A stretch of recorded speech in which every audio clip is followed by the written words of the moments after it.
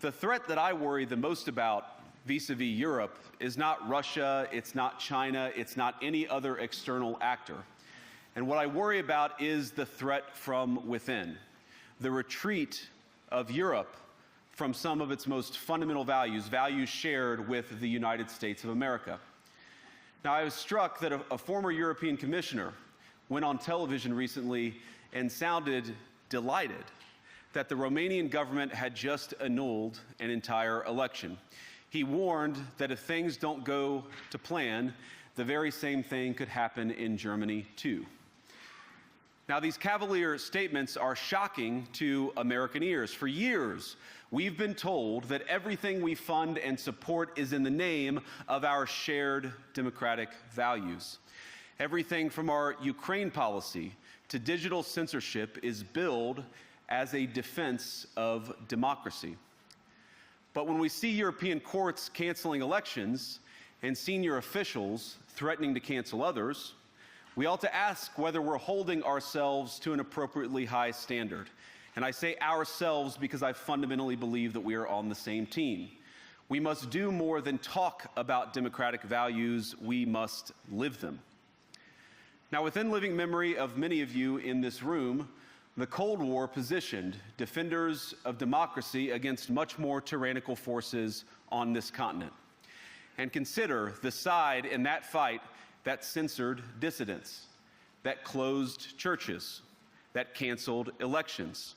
Were they the good guys? Certainly not. And thank God they lost the Cold War.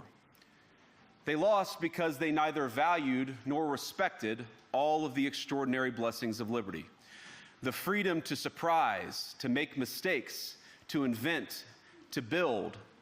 As it turns out, you can't mandate innovation or creativity, just as you can't force people what to think, what to feel, or what to believe. And we believe those things are certainly connected. And unfortunately, when I look at Europe today, it's sometimes not so clear what happened to some of the Cold War's winners.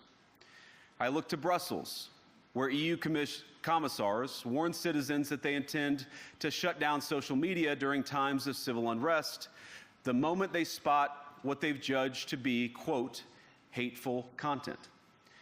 Or to this very country, where police have carried out raids against citizens suspected of posting anti-feminist comments online as part of, quote, combating misogyny on the internet, a day of action. I look to Sweden, where 2 weeks ago the government convicted a Christian activist for participating in Koran burnings that resulted in his friend's murder. And as the judge in his case chillingly noted, Sweden's laws to supposedly protect free expression do not, in fact, grant, and I'm quoting, a free pass to do or say anything without risking offending the group that holds that belief. And perhaps most concerningly, I look to our very dear friends, the United Kingdom, where the backslide away from conscience rights has placed the basic liberties of religious Britons in particular in the crosshairs.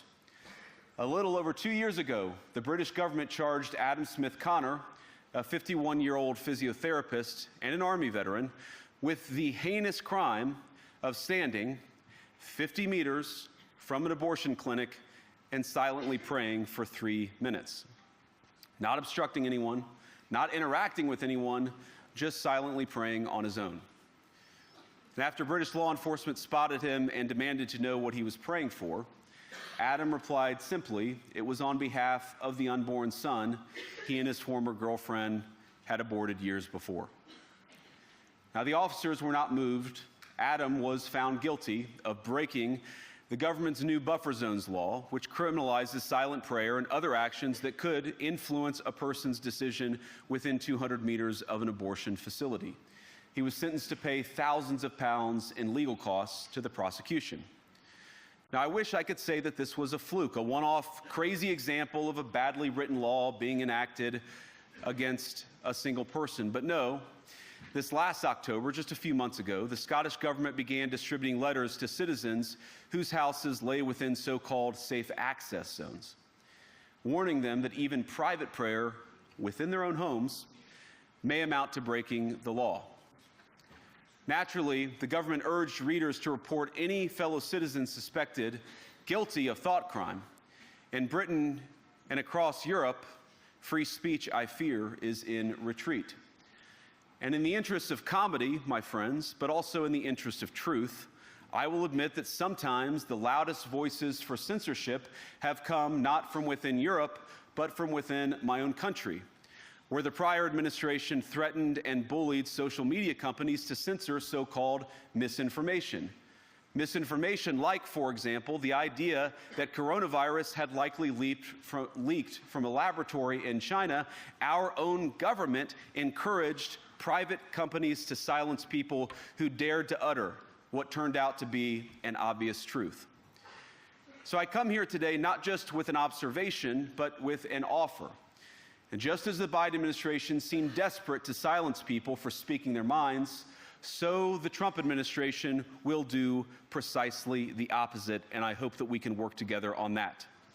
In Washington, there is a new sheriff in town, and under Donald Trump's leadership, we may disagree with your views, but we will fight to defend your right to offer it in the public square, agree or disagree.